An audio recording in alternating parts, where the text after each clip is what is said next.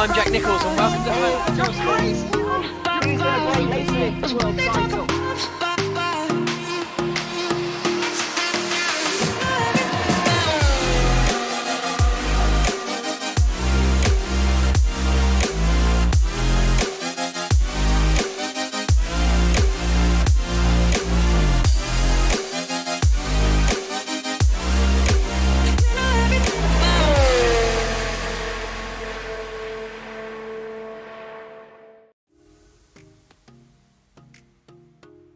Nine rounds down and just 3 to go as the chase continues for the 2021 world title. For just the second and final time this season, we depart Europe, only this time to do 2 races in Asia. Located just 5 kilometers from the coastline of Ise Bay in the hills that surround the city of Suzuka, sees this great circuit. Here on rFactor 2, known as Matsusaka, the host of the Japanese Grand Prix. A title race which could mathematically be over today. There is only one way to find out how this is going to end. It's time for round 10 in the Formula SimRacing World Championship, brought to you by Masita eSports, 3D Wrap, SimLab and The Race. Cameron Rodger, jumping out of the car after a top 10 finish in the Pro Championship just early today, is on cameras tonight, and in the commentary booth it's myself, Lewis McGlade and Ewan O'Leary.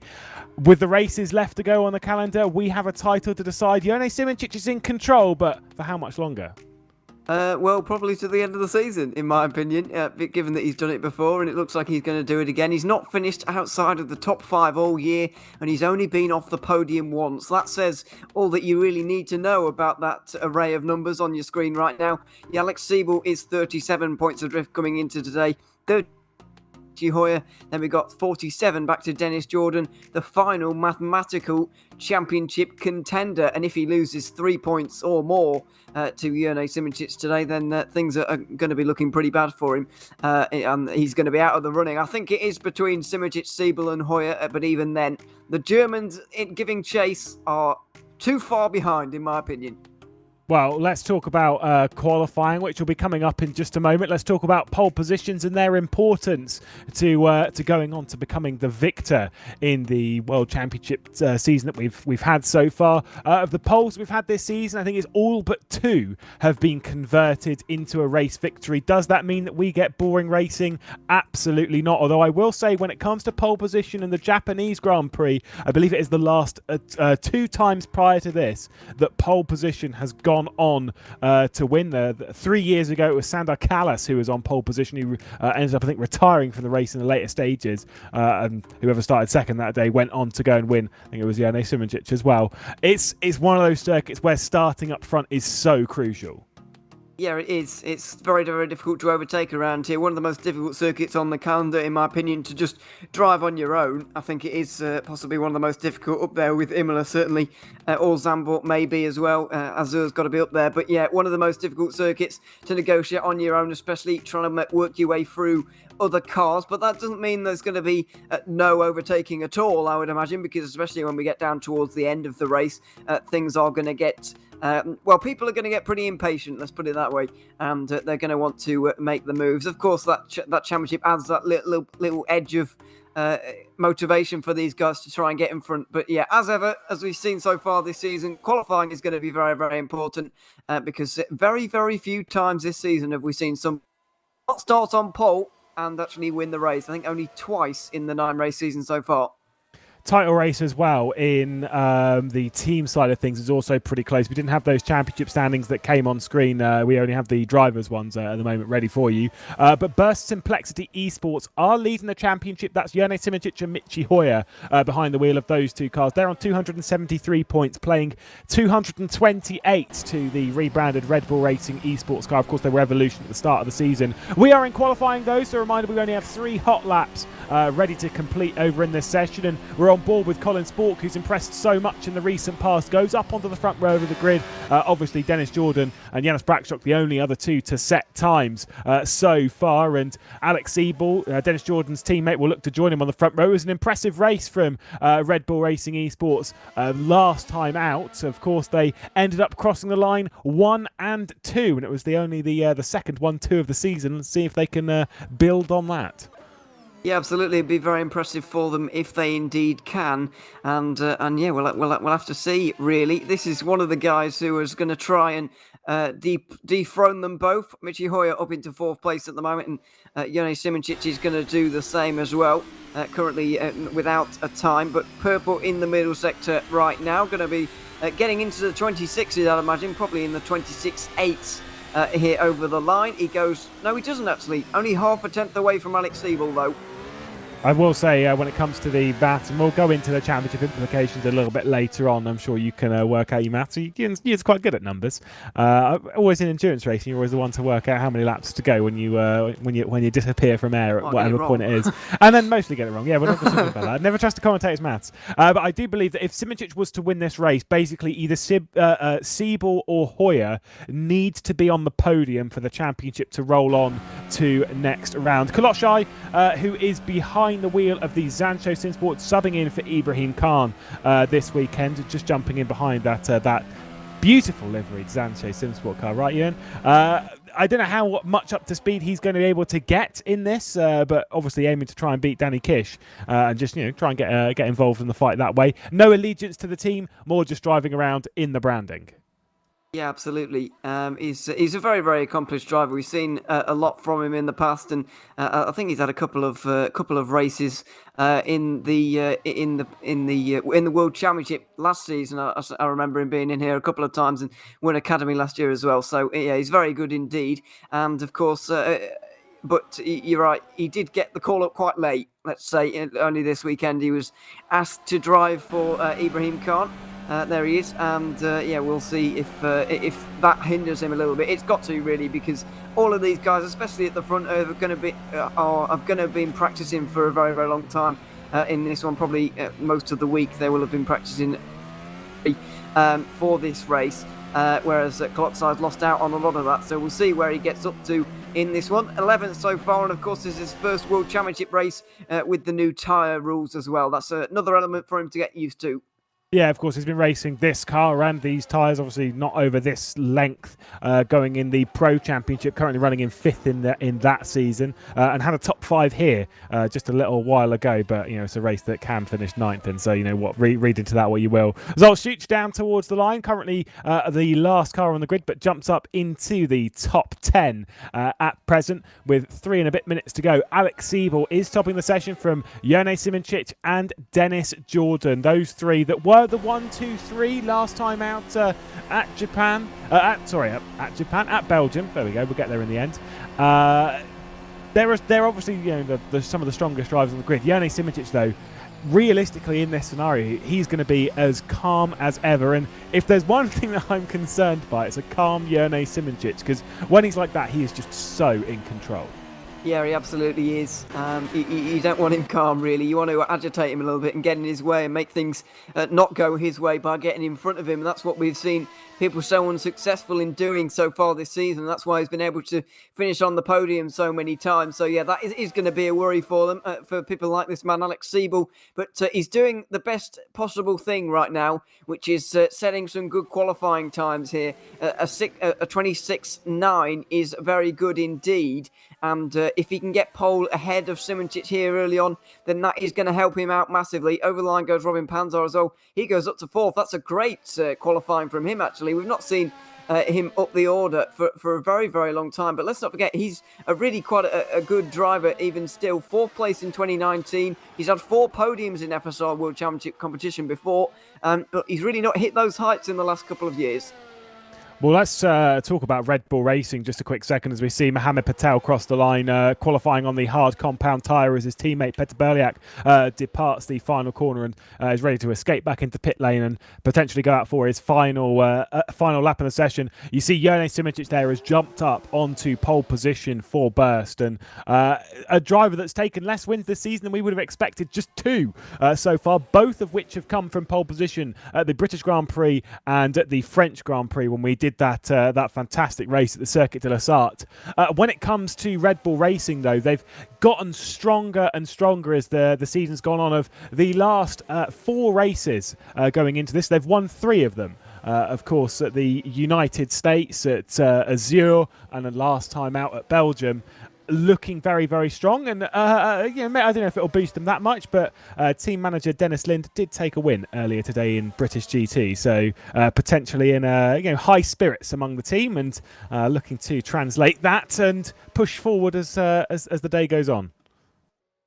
Yeah, absolutely. The last time at least one of them, didn't finish on the podium as well was all the way back at the German Grand Prix. Ever since then, they've managed to at least get one of them on the podium. As we mentioned last week, they actually managed to get both of them on there for the first time this season. So, that's a fantastic job from Red Bull to be able to do that. And as you mentioned, putting a charge in the teams championship as well, which is separated by 45 points, as you mentioned a little bit earlier on. Going to need to start eating into that as well with 3 rounds to go, but that's a championship that can change a lot more quickly than the drivers can. For example, at the moment, Simicic is still heading the way though, by a 10.5, and that lap time may even be enough to get in pole position, but obviously he's going to be out there again trying to go even faster than that and put pole position even further out of reach for both of the Red Bulls.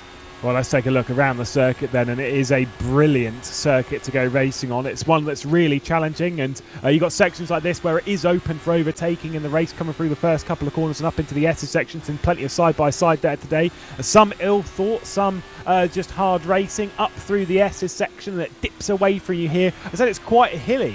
On the exit here of Suzuka City. It's a brilliant area to have a racetrack, just literally dropped on this fantastic landscape down through the Degners. Huge amount of the curb there on the right hand side, run through the second Degner, and just a little bit loose on exit there into the hairpin, tricky braking zone, open to a move, but at these kind of speeds it's very difficult to lunge it down the inside. Just as an FYI, these 2 sectors there that are green from Siebel and Simicic are separated by 1,000th of a second. Alex Siebel, the faster of the 2. Spoon curve, 2 apexes. Watch out not to run too far wide, because you just bottom out on that curb on the exit, and then this exceptional run up towards 130. We've seen plenty of side-by-side into here over the years, and earlier today, again, we'll say some of it ill thought out, and that high-speed run completely flat, nice and smooth on the turn in, and then heavy on the brakes into the Casio triangle. Looking good for Alex Siebel to improve, but will it be enough for pole position? And even if it is, Jone Simicic is going faster. He's a 10th faster in the second sector than Alex Siebel is presently. Across the line, Alex Siebel improves, but not enough to go and challenge Jone Simicic for pole position. Down the hill to confirm it, a 26.752 he's set. He does not improve, and Simicic is on the pole. Hoyer improved to 3rd. Dennis Jordan wasn't able to, and will stay in 4th. Very important improvement there for Michi Hoyer, because he was a long way down for a lot of that session, around about where Berliak and Braxock are right now, in 7th and 8th, that kind of region. But he got himself back up to 3rd, just 1/10 behind Simicic and Siebel. Then the other Red Bull car is there, so it's Burst Red Bull, and then a couple of Burst cars in 5th and 6th as well, with Panzer leading Rocek, then Berliak, Braxock, Spork and Van der Neet rounding out the top 10, which is very, very close actually, considering this circuit is not the shortest on the calendar, and it's got a fair few twists and turns as well. So that is pretty competitive, to say the least. Yeah, I will say that Jone Simicic has been on the podium for the last 6 years, except one, which is in 2018. Of course, when he was fighting for the championship, finished 2nd that year and has won the championship ever since. He's only won this race once, and that was last year. Is that an omen again, that switch up? You know how consistent he is over a season. I've said he's only won 2 races this season, but again, to hammer home that point that he's one of those drivers that really can build on this kind of scenario, and the fact that pole position has translated into the race win so many times this season and so many times at this venue, you'd have to say, again, a really silly point to make, but Simicic has got to be the favourite. Oh yeah, definitely, he has. And I think you're talking about omens there. I think an even bigger omen is the fact that the championship, if you remember last year, was settled at the Japanese Grand Prix between Petr Berliak and Jone Simicic. I know that wasn't really because of Simicic's doing. It was more of a wheel failure on Berliak's part that meant the title challenge was settled there. But the point still stands. It was settled here at this circuit on round 9. It's round 10 this year with 2 rounds to go after it rather than 1 like it was last year. But, you know, there's a certain level of symmetry there. And I think that Simicic will want to wrap the championship up as soon as possible. You don't really want those nerves carrying over for longer than you really need them to. However, he's not also going to take any unnecessary risks to try and settle this championship. If the race win and therefore the championship win is sat there right in front of him, then I don't think he's going to do anything too risky to take it. This season has been built on consistency, on to some degree caution, but also just pure pace that we know he has, and so he's not going to change anything tonight because he's got a championship that he might be able to win. Yeah, speaking of that consistency, again, let's just hammer it home that, as you pointed out rightfully earlier on, that Janis Simičić has only finished off of the podium once this season, and that was a 5th place finish at the Dutch Grand Prix, and what a crazy race that was. Alex Siebel has been in the top 5 except 2 races this season. He's been on the podium technically 4 times. He was on the podium at the German Grand Prix before getting a 2-place penalty for contact with Janis Brakshock. Michi Hoyer's had 5 podiums and 6 top 5s across the season, including 3 victories to open up the campaign and also 3 pole positions. And it's those 2 races that I want to talk about there, about the ones that we've seen the winner come from not pole position. One of them was from 2nd and one of them was from 3rd. And the reason I kind of want to bring that up is that we speak of this circuit being a hard one to overtake at, but those 2 tracks would be also classified as tracks that are hard to overtake at, and yet the winner didn't come from pole position. It was the German Grand Prix at the Nürburgring, and it was the Dutch Grand Prix at Zandvoort, 2 of the most tricky circuits to overtake at, and yet those are the ones where we didn't see pole position translate. I wonder if that's an omen to today around this circuit. Well, I would agree for the German Grand Prix. I would agree for the Netherlands Grand Prix, the one at Zandvoort. But I think the Nürburgring's a fairly not easy circuit to overtake at, but I think it's nowhere near as difficult as Zandvoort or anything like that. I couldn't really explain the German Grand Prix one. I think the fact that Michi Hoyer was on such form, but there was just a slight blip, wasn't there, really, in qualifying, where he didn't quite make it there. He did take another pole after that and then crashed out the race, which may explain the Zandvoort one as well. But yeah, the performance of Michi Hoyer in qualifying wasn't quite as good. Obviously, Brakshock really pulled it out of the bag in that qualifying as well to actually take the pole position. But it's been a little bit bizarre because, on the face of it, if you say to someone, only 2 times this season in this 9-race season so far, the winner hasn't come from pole position, you think, well, that's boring. But the races haven't really been boring. They've ebbed and flowed and the lead has changed quite a few times. But somehow, almost sometimes in coincidence, I think, it's managed to filter its way back to the eventual pole sitter again. So it's been a little bit bizarre at times. Yeah, it certainly has. Let's take a look at the starting grid then with Janis Simičić and Alex Siebel on the front row of the grid. Michi Hoyer starts from 3rd, the position that he started the German Grand Prix when he went on to win that day. Dennis Jordan in 4th spot with Robin Panzar, great qualifying up in 5th. Davin Rodger alongside Peter Berliak and Janis Brakshock had that top 10 streak come to an end last round out. Colin Spork in 9th position, a bit disappointing in qualifying from the Edge eSports driver. Danny Van Den Eek for Netrex, they've had a great day so far. Zolt Schuch and Steve Michaels inside the 12th position. With Devika Lochai and Mohamed Patel 13th, 14th position. Patel, I think that's hard tyres. Victor Ivanov and Danny Kish 15th and 16th spot. Final driver on the grid being Jeffrey Fournier, seeing tyres. Always being that crucial thing in the qualifying and trying to take that risk. We've never really seen the gamble work out to its fullest extent, but around a circuit like here, it's quite a high tyre wear circuit. It's one that we can see that stuff work into it. Again, I've said that it's a hard circuit to overtake at, but we know that there can be passes, especially on that run down into turn 1. And look at that. We're seeing the experimentation that we were talking about last round out, where more and more people are taking hards at the start of the race. Just the top 5 here starting on softs. Danny Van Den Eek and Jeff Fournier also starting on the softs. Everyone else on the hards. Yeah, absolutely. We come to expect this now. And to be fair, the amount of people at the front taking softs has become smaller and smaller in recent weeks, but it's gone back up again to 5 this time, the top 5.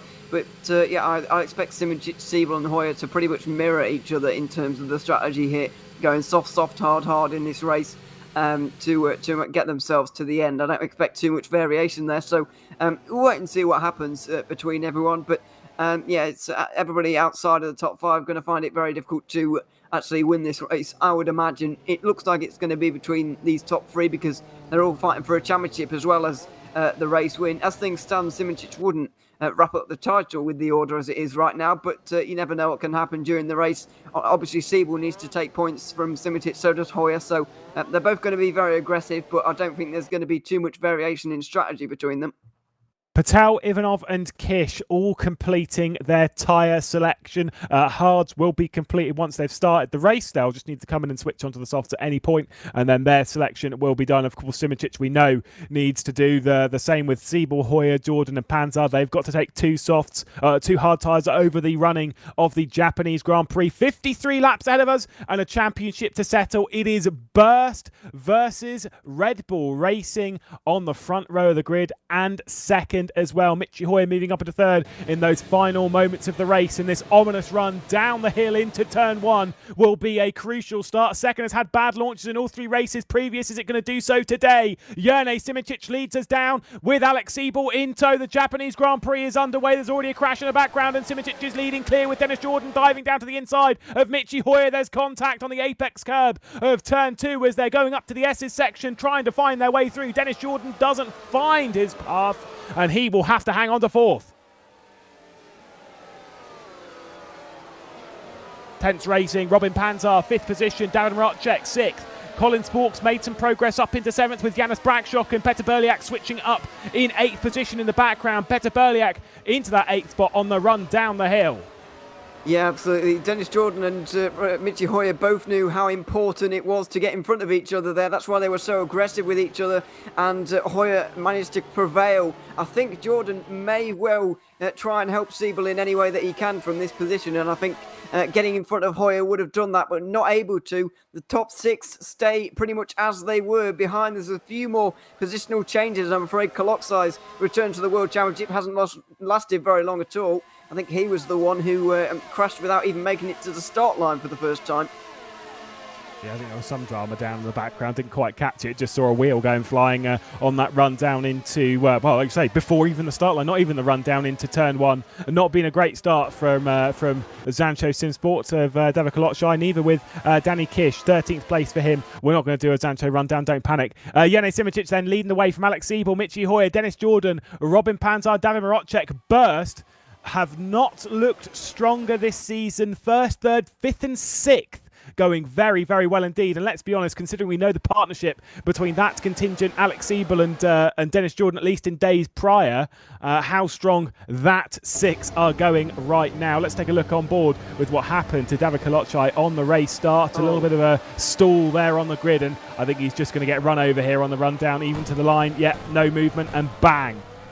Yeah, looks like he stalled, and there was no avoiding for the man behind. So, yeah, let's have a look what happened to Stephen Michaels here, because he was also a victim of the first lap. Oh, he got involved with the other Zancho car, spun around by Danny Kish, and that's the end of his race, I'm afraid, for Edge eSports. So, Colin Spork down to a one-man band immediately because of that incident with Danny Kish. Not entirely sure who's at fault. We'll get a better view as it now. Did Kiss go up into Michaels, or was it the other way around? Well, I feel like they kind of met in the middle a little bit there. I wouldn't really pin that on anybody.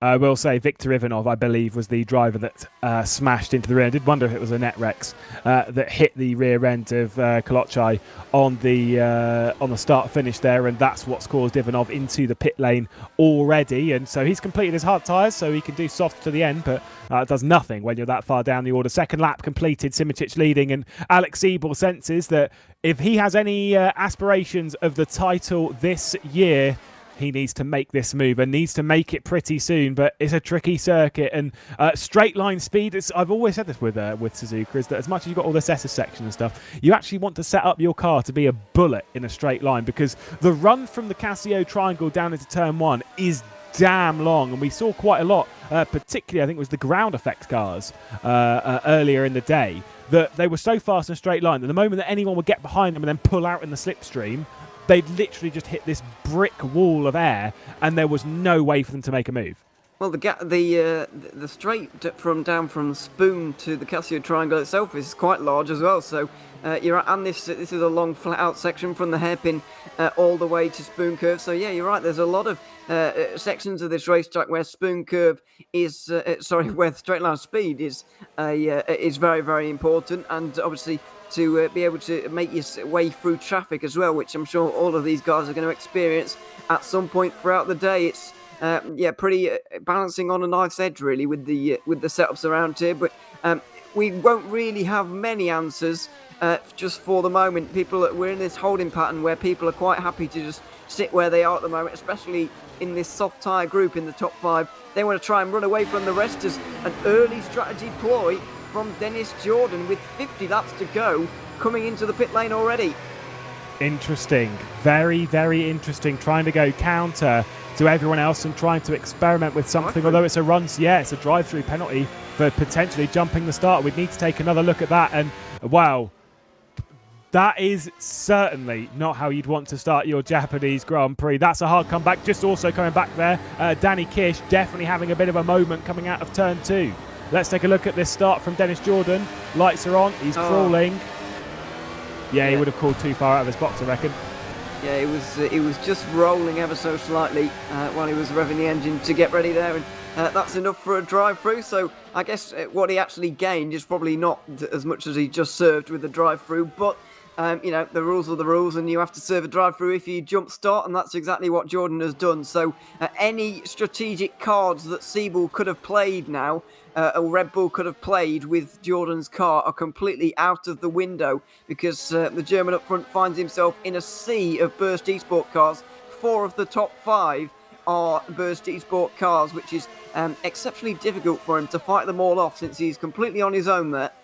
Yeah, that's one thing they would not have wanted at Red Bull, obviously, for the very obvious reason, if it removes a car from it. But I think we might get a move from Dennis Jordan on Danny Kish, running down into 130R as he's going to make short work of the Sancho Sinsport driver. They're side-by-side through the hard tyre running. Danny Kish holds firm around the outside, and Dennis Jordan's delayed, at least for now. I'm sure we'll get him on a pretty easy exit off of the Casio Triangle as we watch Dennis Jordan trying to rise back up the grid. They need points. If they're going to take this 45-point deficit to burst and try and search after a team's championship, then these are the kind of moves they need to avoid, to be honest, being in this scenario.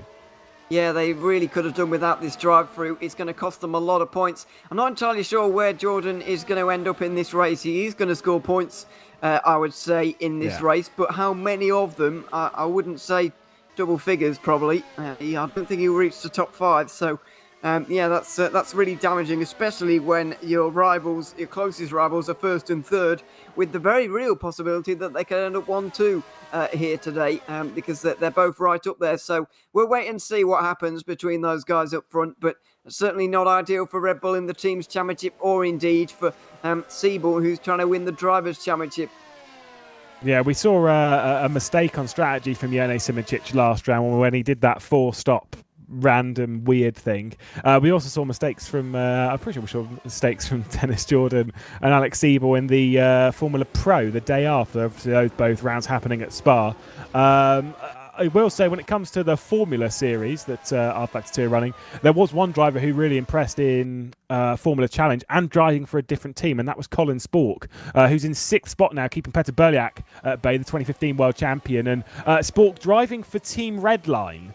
In that, of course, one of the biggest brands in sim racing as a whole, which is a pretty terrifying prospect to be a part of, especially at a young age, but did an exceptional effort to get onto the podium that day after not qualifying very well. Now runs in 6th spot, did not qualify very well here, way down the order in 9th spot, and realistically speaking, I think it's done a good job in the opening stages to climb up to 6th. Yeah, he has done a good job there for the moment, and he's certainly started. I think he started, or definitely had to overtake Berliak because he didn't get him on the start. So, he's been very good, and his race pace seems to be very solid right now. Wouldn't be surprised if he can catch up to Mocek as well at some point throughout this race. So, he's looking pretty good right now, and that's probably exactly why Redline have signed him. You don't get onto that team being a complete no-hoper. So, he's done a really good job to get himself onto that team, and he's shown himself to sign him as a real prospect for the future, and kind of grabbed him before any other team could when everybody realises he's going to be a massive talent. I think that they've managed to get him while he's still quite underappreciated and undervalued by everybody, I'd imagine. So, pretty, in my opinion anyway, a very good signing for Redline to improve their team, which is already pretty frightening. So, he'll be a part of that in years to come, certainly. I get the vibe it's partially part of an effort to expand into the rFactor 2 scene a little bit more. Not the Red Line really need assistance on that. Having looked at their resume and the amount of things that they've won in, but in that sense that they're obviously more an iRacing based team, and that their expansion with Dom Doon being a part of running Red Line and also being a part of Studio 397, the expansion into rFactor 2 into the pro scene on this side of things is exactly what they want. They've done very well in Formula Pro and obviously in Formula Challenge, and now signing drivers to do well everywhere else. So expect to see that team being very much in the forefront of everyone's mind over the coming years, as they have been over the previous few as well. So power to them. But yeah, they want to sign drivers. There's no point in trying to sign a driver when they're already at the top of their game, because imagine any team going up to someone like Josh Rodgers or Erhan Yofsky or Jone Simoncic even in this sense, and being like, oh, do you want to come and drive for us? No. They're pretty locked into where they're at, and you'd need to go after them pretty heftily to get them out of that team. Yeah, exactly. It's we're getting to that stage in SimRacing now where obviously the teams are starting to become more kind of, I don't want to say they're like businesses, but they're becoming bigger and bigger, and they're it's becoming a bigger thing to as to what team you're on, etc. Simoncic is probably not going to move from Burst Esports, for example, and you mentioned a few names there. A lot of these guys are pretty fixated on where they are, but if you spot some, we're going to get to that stage now in SimRacing where teams are going to be kind of spotting out some younger talent out there in the SimRacing world. For the previous few years, as teams have become more established, it's just been grab the best drivers that you can, just go out for them, whatever. But now you've got to start thinking about the future a little bit more, spotting guys who are a little bit younger to blossom in your team, and then suddenly they'll be an absolute superstar, and you won't have had to sign them at that level, and it'd be a lot less hassle, be a lot better for the team. So yeah, it's an exciting time for SimRacing, and it's kind of another stage in its development, really. The fact that kind of phenomenon that we see in real life is becoming a thing in the SimRacing world. Yeah, speaking of recent signings and also teams that are big elsewhere in SimRacing that are growing and expanding, of course, Red Bull Racing eSports being one of those, having picked up Yuri Kazdorp, Dennis Jordan and Alex Siebel in the very, very recent past. And that's a big snap from Jeffrey Fournier. Might open the door for Dennis Jordan to return another position. 13th he presently is into 130R. That is not fought from the Frenchman at all. And Dennis Jordan up into 12th as Jeffrey Fournier decides to run over the gravel lane, the tarmac anyway. Next up, Zolt Schuch, and not far away from point scoring positions is Dennis Jordan. I completely agree with you. I think Dennis Jordan will score points today. It's just how many, that's the big question. Yeah, and he needs as many as he can, because I think Red Bull have got to accept at this point in this race that they're not going to outscore Burst Esports here today. They're not going to outscore Simoncic and Hoyer. Because Siebel's out there on his own up front, whereas the other two are right up there, hounding him either side of him at the moment. But he needs to limit the damage as much as possible. They can't just give in now and let Siebel do his thing on his own, because they're going to lose too many points with only 2 rounds to go. They need to limit the damage, as I mentioned. So Siebel, in terms of his drivers and team's championship aspirations, is going to have to win here, in my opinion, to close that margin, both of those margins down. Help out Jordan. And Jordan needs to get up the order as much as he can. For the moment, he's just behind Zooks and Patel. I think he might be able to get... I'll go for 8th place is my prediction for the moment. But, a lot of things can happen between here and the end of this race. And you never know what they're going to be, really. But yeah, even 8th place, even that's a fairly decent drive from Jordan, considering where he's come from. That's only 4 points, and that's not going to be enough compared to what Burst Esports are going to score today. Just a few laps ago, by the way, I mean previous lap, not the one that's just been set, but the one before it, Jone Simoncic set the fastest lap of the race to 28.8, and then has returned to setting similar times to Alex Siebel. That's why you've seen that gap go out to about 1.6, 1.7 seconds. So it was just one quick burst of speed, shall we say, from Simoncic to pull away from the chasing pack. And how good is he at that? Such a controlled driver. We've seen that time and time again, where it's about patience. It's about just waiting for things. I'll always remember the race back at the Italian Italian Grand Prix in 2019 in Formula Sim Racing when Martin Gosby and Jone Simoncic were on a two-stop strategy. Or there was a one-stop, whatever. I think it was, no, they were on a two-stop strategy. It was the latter moments of the race, and they were saving fuel. They were looking to battle it out amongst themselves. It was Janis Brakshock that day who changed halfway through the race onto a one-stop strategy. And you could tell that ACR, there was a point where, that Simoncic and the team were like, he's actually one-stopping. And this 15-second, 20-second lead just started to disappear 1 second at a time. Bam, bam, bam. Every single lap with metronomic consistency. It just disappeared lap after lap after lap. And it's the ability that drivers like Jone Simoncic have to just turn it on when they need to turn it on. He's pulled out that 1 second gap. There we go. We've sorted with that. And now I'm just going to go back into cruise mode. Let's see what happened with Viktor Ivanov up into the S's section. Looks like he might have come unstuck on his own here. Oh no, he's just going to pull off to the side of the road and retire, I'm afraid. So he's had enough, and that's the end of his day. So 14 remaining in the field. Well, that's an aggressive defence. That's an aggressive move from Danny van der Neat. That is a very, very small gap for him to fit his car into, but he's absolutely managed it. Very aggressive from the both of them, but good driving to give themselves just enough space. And van der Neat really needed to make that move because he's been wasting his soft tyres behind Brakshock for most of this stint. And finally, he's been able to get through on him. Brakshock defending a little bit late, I have to say. Van der Neat wasn't going to be denied that inside line, though. Yeah, that was bold, shall we say. That was an aggressive move, but I guess that if you're going to make moves around here, that's how you have to do it. If you're going to cover it off half-heartedly, then that is exactly what is going to happen. I will say, I think it's been a pretty decent day for NetRex. I did say earlier that they've done quite well. They've had a front row start in both of the Pro and Academy. It was a front row start in Academy with a second position from Adam Rainey, a pole position from Noah Roivers, and Adam Rainey was starting on the front row of the grid for Brem GP in that one, so technically a NetRex driver in that, and Jan Vosnitzer as well directly behind. So NetRex have got a setup that works quite nicely around here. Unfortunately, Viktor Ivanov had that one sorted for him before even the start-finish line because of a false start from the car ahead, being Steve Michaels, a bit of a Kolotchai. On board with Dennis Jordan. Next target up ahead, Zolt Schuch.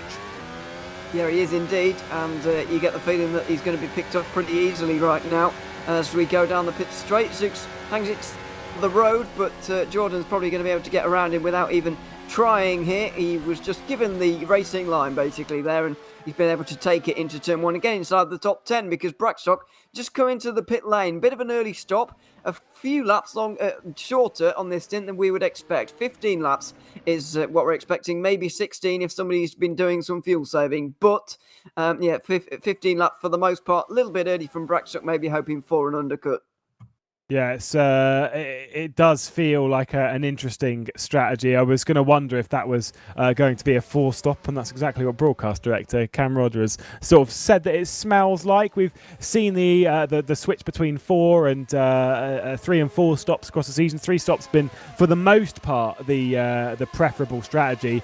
And I'd say around here, based on the lap times that we're seeing, I'd say that a 3-stop probably seems like the best strategy at the moment, unless they're all doing 4 stops, which seems very unlikely, in the sense that their drop-off over a stint is not very high, because it's that drop-off period where a 4-stop really comes into it, and also the difference between hard and soft, which again, just to reiterate that point I was going to make earlier, David Marocek, who is on the harder compound tyre, setting at 29.8 on the previous lap. Jone Simoncic on the softs sets a 29.4. So in fact, that lap that Marocek's just completed was a 29.5 personal best lap of the race this late into the stint as Petter Berliak comes into the pit lane. So the tyre differential doesn't seem that high around here, or everyone's just really, really protecting that rubber. I think it's more so down to the fact that the tyres aren't that different around here, and that they're just not degrading that much.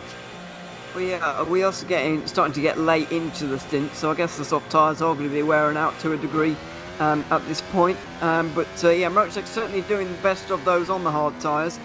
He's got 1.6 seconds over Sport, but into the pit lane from having the hard tyres on, he put some more on. So this is the last hard tyre stint he'll have in the race. But also, it looks to me like Berliak has lost a lot of time to Brakshock. He's only a second behind as a Hungarian right now. and that was not the gap they had a couple of laps ago before the HM Engineering car came into the pit lane. So it looks like a bit of an undercut going on there for him, and he's been able to get up to the back of Billack. So by the looks of things, Braxock's going to be in front of Van der Neat. They might both jump Spork if they've really got their boots on here and they're really going at a pace. Yeah, the gap pre-pit stop was around about 3 seconds between those two, so you can probably estimate around about 2 seconds for an undercut between the two the two separated laps as Colin Spork enters the pit lane. Michi Hoyer also enters the pit lane to tick off the soft compound tyre. What's he going to go on? It would be very Michi Hoyer to do soft, soft, hard, hard. He experimented in the previous round doing something a little bit different and didn't really work out too well. Still got a decent result, but not the result we would have wanted. It is going soft, soft as Colin Spork is going on to the soft compound tyres as well. Yeah, looks like they're the tyre of choice at the moment. Got puzzled a little bit by Spork's choice there, but you know, it's not an obvious call. Let's see where Berliak and Braxock are. Doesn't look like they're going to be in front quite, but they're going to be a lot closer than they were before. But that's not going to last very long. Spork's going to get those tyres at temperature, and he's going to go off up the road. Interesting to see Michi Hoyer doing that, though, because he was less than a second behind Siebel. He's going to have new softs on compared to the old ones of Siebel.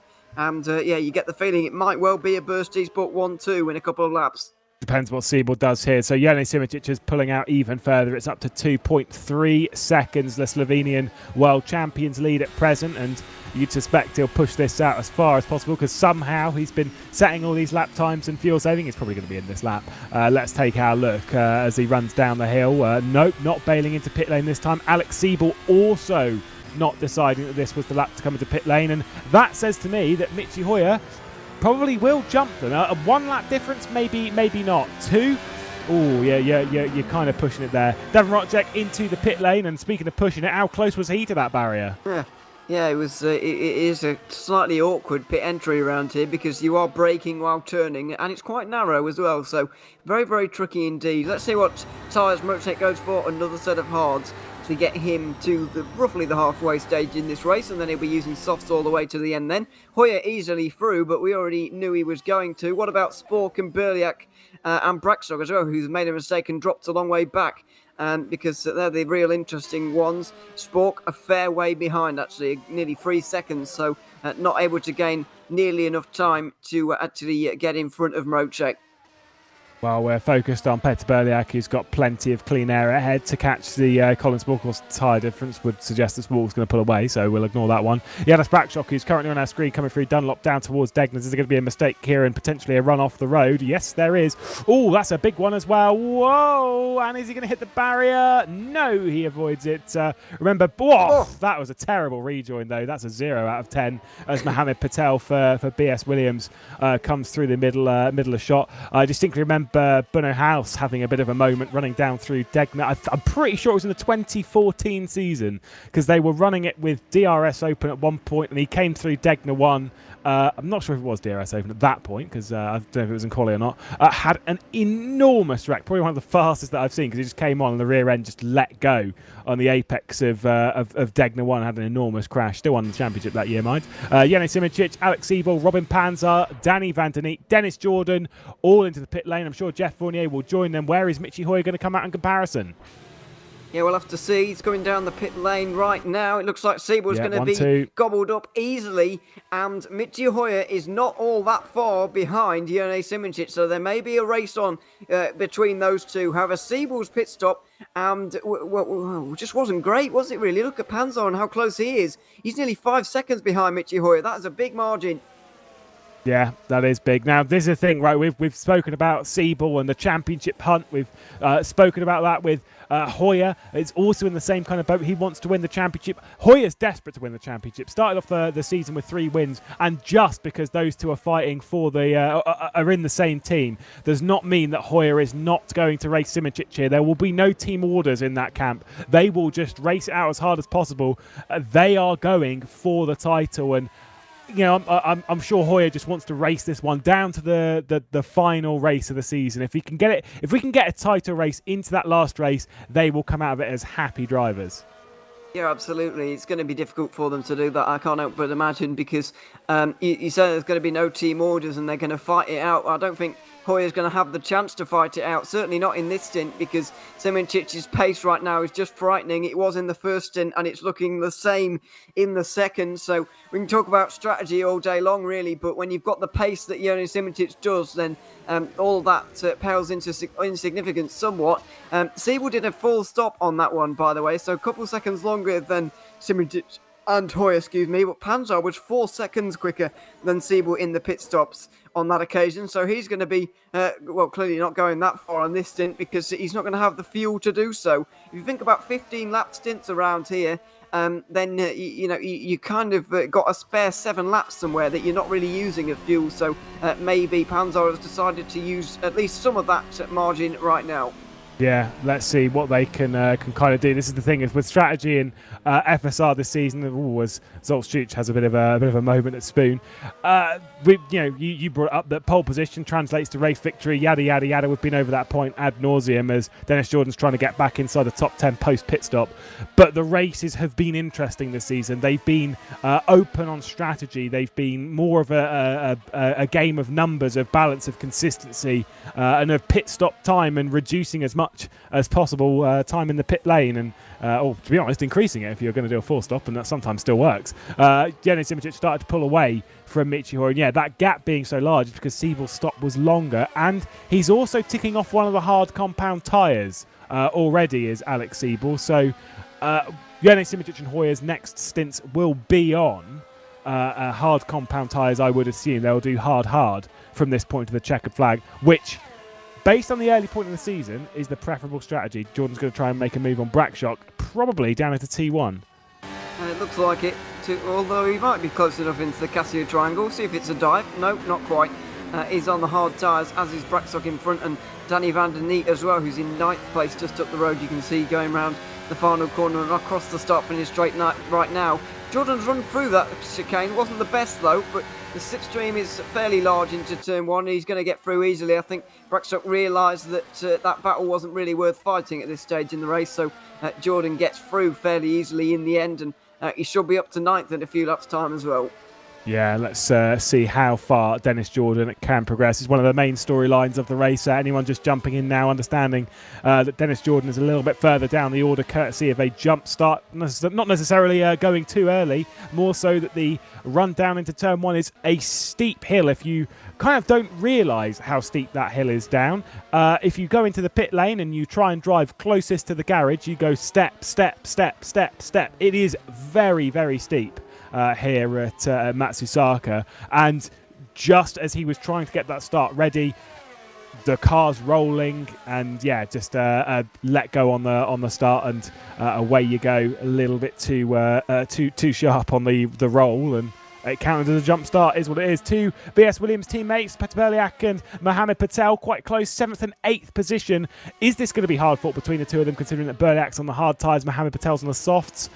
I don't think there's going to be any in a team order. They're just going to battle it out as hard as they can, but still.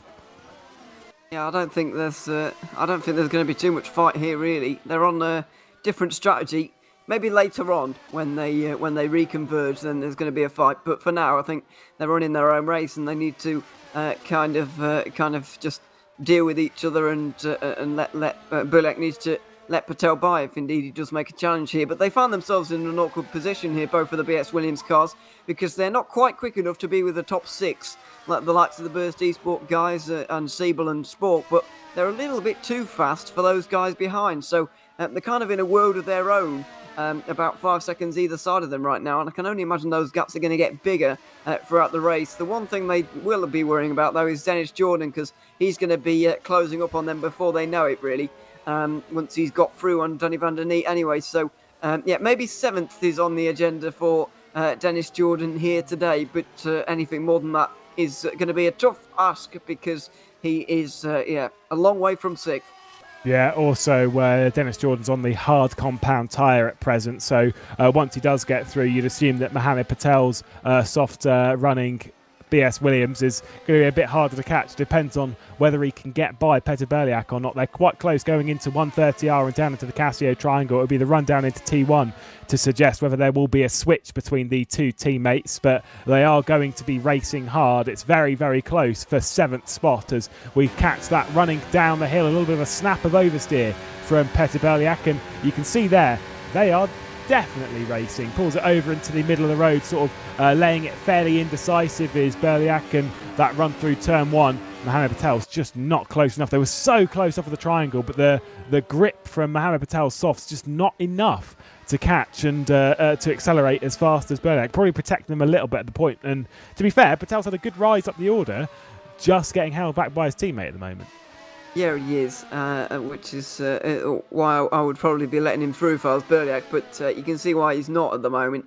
He's had a really good drive so far. We've not really seen the Mohamed Patel I was hoping to see in the 2021 FSR World Championship. Really, he's been a world champion in the past, let's not forget, and did the final half of last season as well, getting 4 podiums. So I don't know if you remember this, Lewis, but I remember. Well, I might have remembered this wrong, but before Imola, I actually tipped him to take the championship based on his form at the end of 2020, but his form early 2021 has really not been the same at all. He's not been on 2020 Mohamed Patel form, certainly not 2017 Mohamed Patel form. So, a little bit disappointing for him so far. A little bit disappointing that we haven't seen the best of Mohamed Patel so far, but we're seeing a little glimpse of it here today.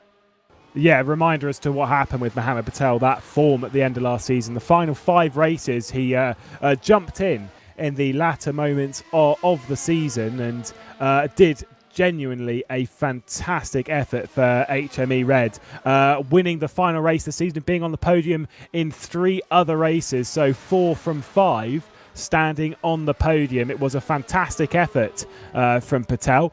And like you say, I mean, it's hard to look by Simoncic when it comes to the title race these days. I was more backing his teammate Petr Berliak, and how wrong we were on that one. They're a strong team. They just have not found their form in this car. They've had splashes. They've found bits here and there. I mean, there's been podiums and a win for Berliak at the Dutch Grand Prix, but they've just not found it on a consistent basis, and that's really the issue. They're looking a little bit stronger today, and you'd hope that they'll continue this strength for the final 2 rounds of the season when we head over to Malaysia and then Brazil to round out the season. But at the moment, just not looking great. No, it isn't. I mean, at the start of the season, when I was looking down the entry list thinking, who's going to challenge Simoncic for this one? Because I wasn't fancy at the start of the season, I wasn't really fancying Michi Hoyer or Siebel or Jordan to really challenge him over a whole 12-race season. But then you find your way right to the bottom of the entry list and you find yourself BS Williams, and I really circled them as the challengers to Simoncic in this one. But as you say, they've really not quite been able to live up to that expectation in this particular season. And it looks like they might finally be able to swap positions this time around. Panzer's quite close to Siebel, but not able to get through. Is Patel going to suffer the same fate? Yes, he is. So he stays behind. But yeah, I just wonder if it's something to do with the car. You know, we've got a new car for the 2021 season, as you know, and some new strategy elements to the racing. You know, refueling is back. A lot of changes for this season. I just wonder if they haven't quite taken to those changes as well as some of the others have, and that's really been their downfall. That's why we've seen flashes of brilliance from the both of them, but we've not seen consistent moments of brilliance from them, which we were expecting to see. And I just wonder, I can't see any other reason other than maybe all of the changes to the format and the championship that we've seen that might be a reason for that.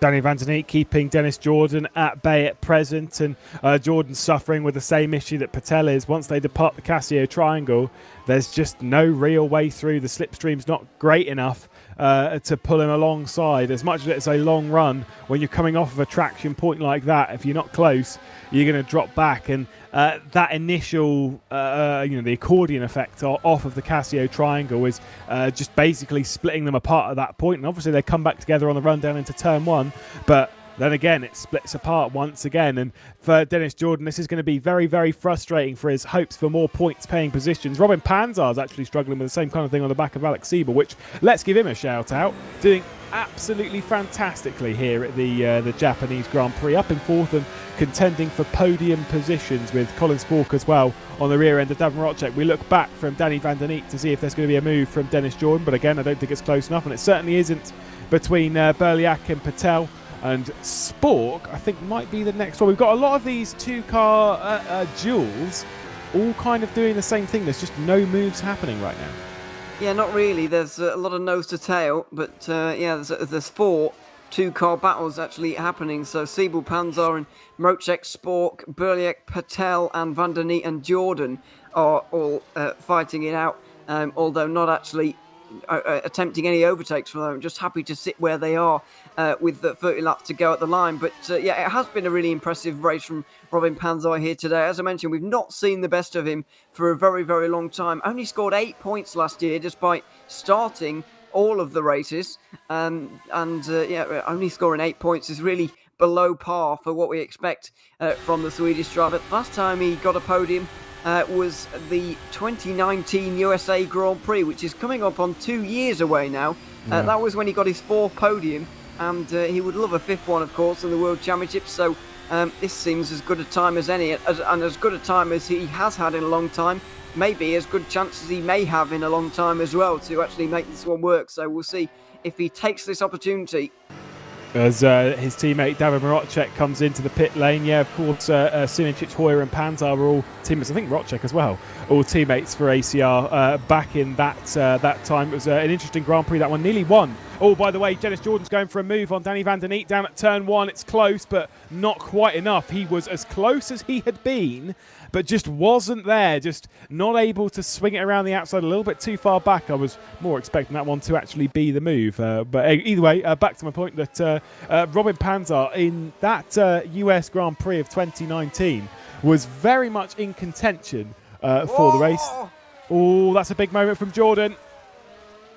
Good save, though, because that was a nearly big catastrophe, but he didn't quite keep it on the road, but yeah, he prevented certainly a big accident, but yeah, dropped a few places, probably a few points come the end of the day.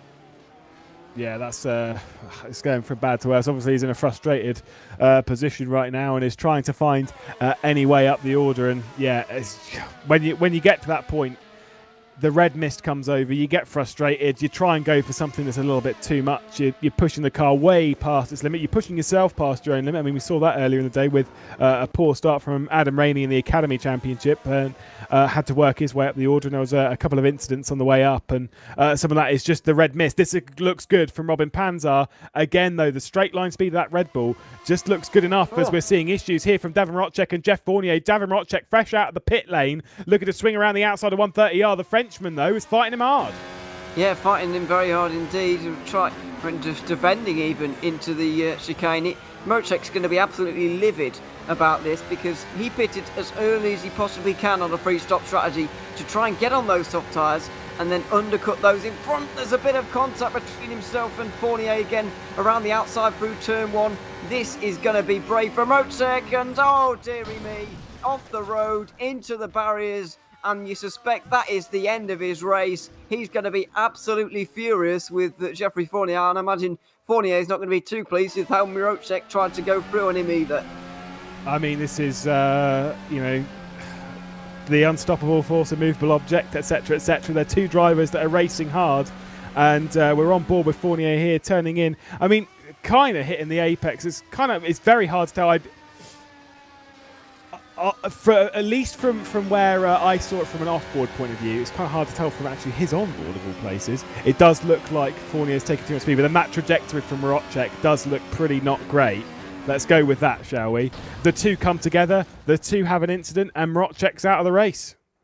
I think Mroczek was really not pleased that Fournier was defending at all. No, but, I wouldn't be either. Yeah, that might have started the whole thing. But for me, Mroczek turned into Fournier on into turn 1 there, and the two wheels got connected and spat out onto the left-hand side there, and unfortunately out of the race. So yeah, it's a bit messy really. Let's see how this all actually started, because we weren't watching the very, very start of this. Fournier defending it immediately. Around the outside of Spoon goes Mroczek. Now, is this a clean battle between the two of them, or does Fournier push them out? Well, space is given there, although maybe a slight tap onto the grass, and Roceg is already fired up by this point.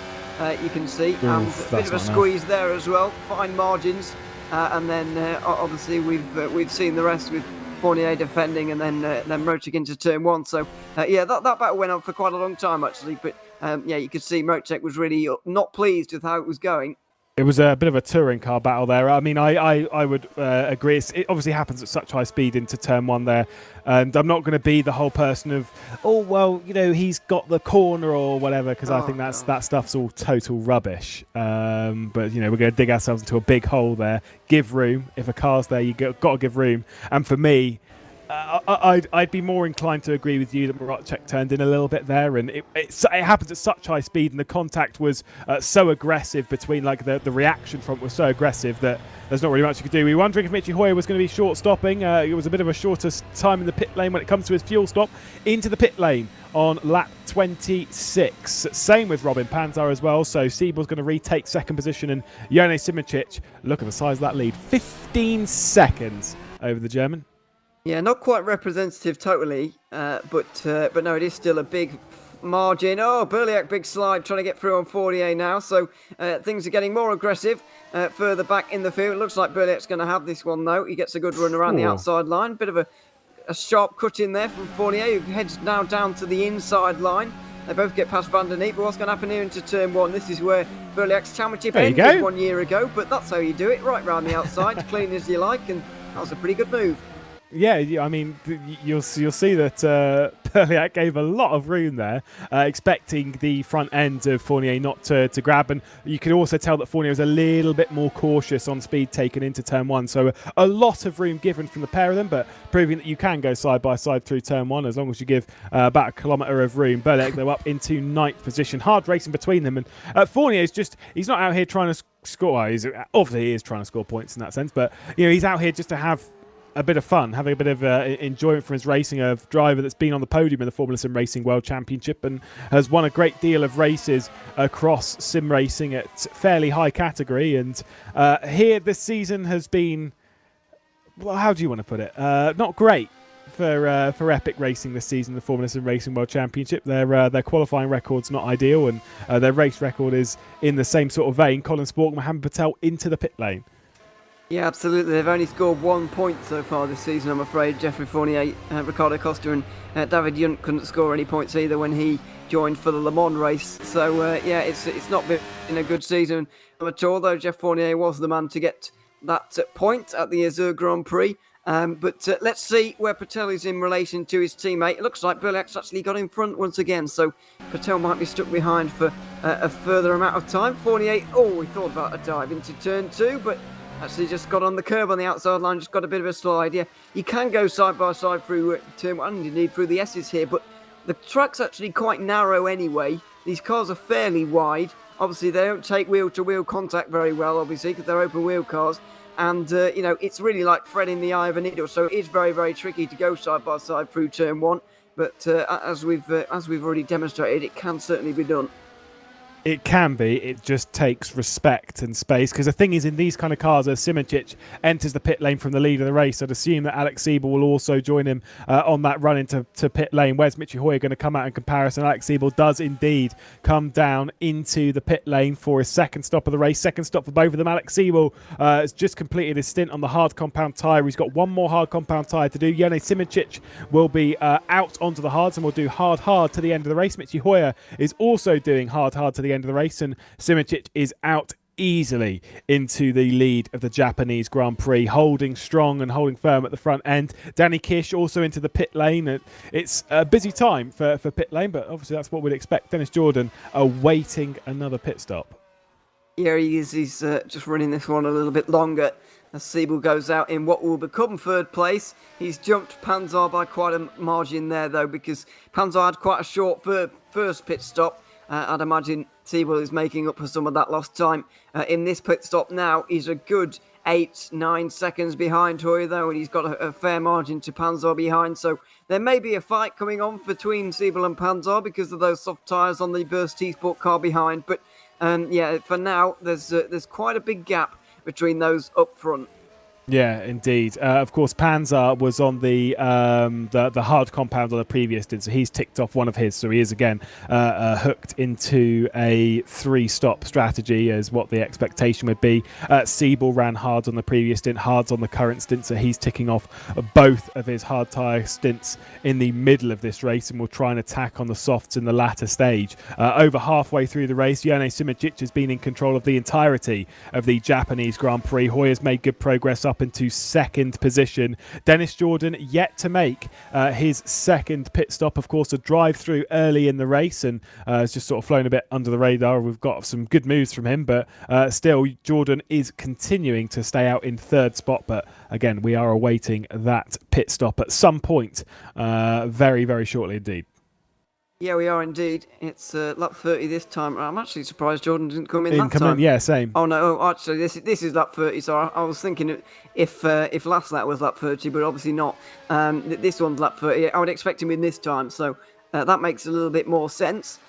Where he comes out is a bit of a mystery to everybody at this point. It's really going to be very low end points for Jordan on this one, I'm afraid, and they are going to lose a lot to Burst eSports. It's not going to be impossible in terms of mathematically in this team's championship, but it's certainly being pushed further and further out of reach for them today. It can be sealed mathematically today, by the way, the championship, only if Burst eSports get a 1-2 and Red Bull get a 0-0, so to speak, with a no points scored for either of them. I guess they could get away with scoring a point or two, but on the grand scheme of things, they can't score any points for that to happen. So that's not going to happen today, but certainly it is going to become very, very difficult for them to win the team's championship from here, likewise with the drivers.